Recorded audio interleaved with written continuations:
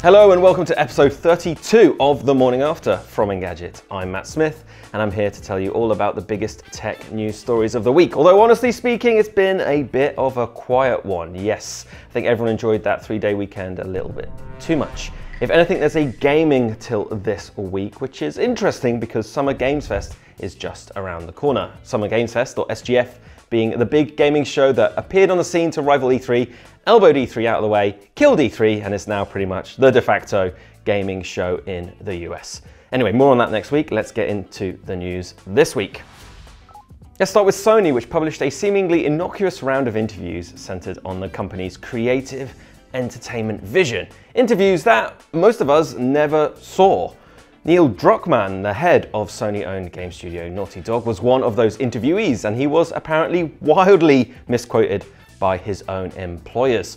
Druckmann said that AI could create nuanced dialogues and characters, and added that the new game in development, which hasn't even been announced yet, could redefine mainstream perceptions of gaming.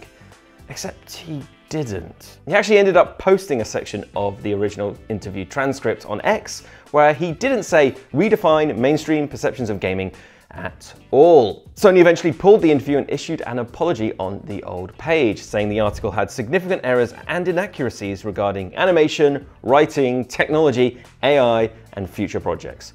Also known as pretty much the entirety of the interview.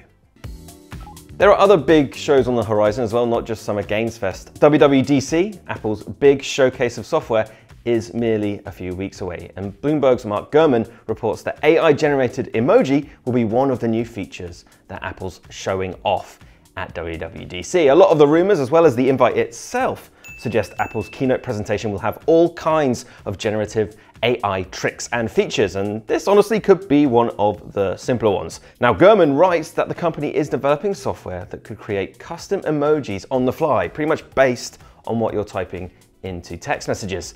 Despite my trepidation, bring on the disagreeable food emojis. Come on, whether it's a tuna mayo sandwich, a 2 a.m. Taco Bell emoji, or maybe just an emoji to represent a cheeky Nando's. A viral virtual pet is coming to the US this summer. Yes, Punirunes is coming to the US. It's a play on puni, which is squishy in Japanese, and it's a slightly different kind of digital pet. There's a doughy button at the center of the device that lets you simulate physical contact with your pocketable and presumably squishy pet. And when you touch it, your finger even appears on the device's screen. Overarching question though, why, and I know this isn't officially a Tamagotchi, but why are Tamagotchis back? We've got a Tamagotchi reissue that I talked about the other week, as well as these Punirunes. Fitbit's latest wearable, made by Google and aimed at kids, has its own digital pet as well, called Engadget. You know we have good games now, right? And smartphones, and hey, if you grew up with Tamagotchis, that's great, but you can probably get a real pet now. Or maybe I'm just bitter and 39. Punirunes will make its debut in August for $40. Now, beside Diablo 4, Microsoft really hasn't delivered many of the Activision Blizzard games that it picked up in its billion-dollar acquisition, or at least hasn't brought them to its Xbox Game Pass. Now, however, it's finally adding one, and it is a big one, possibly the biggest. Call of Duty Black Ops 6 will be available on Xbox Game Pass on its release day later this year.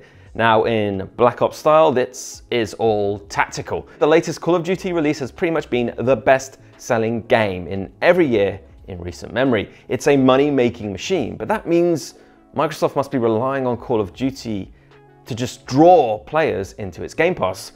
Initially though, $10 a month is cheaper than the price of the game, but it's also a subscription that you have to remember to cancel.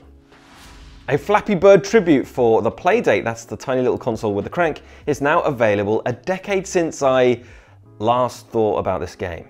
Surprise, using the crank to control the bird makes it even harder. Good luck.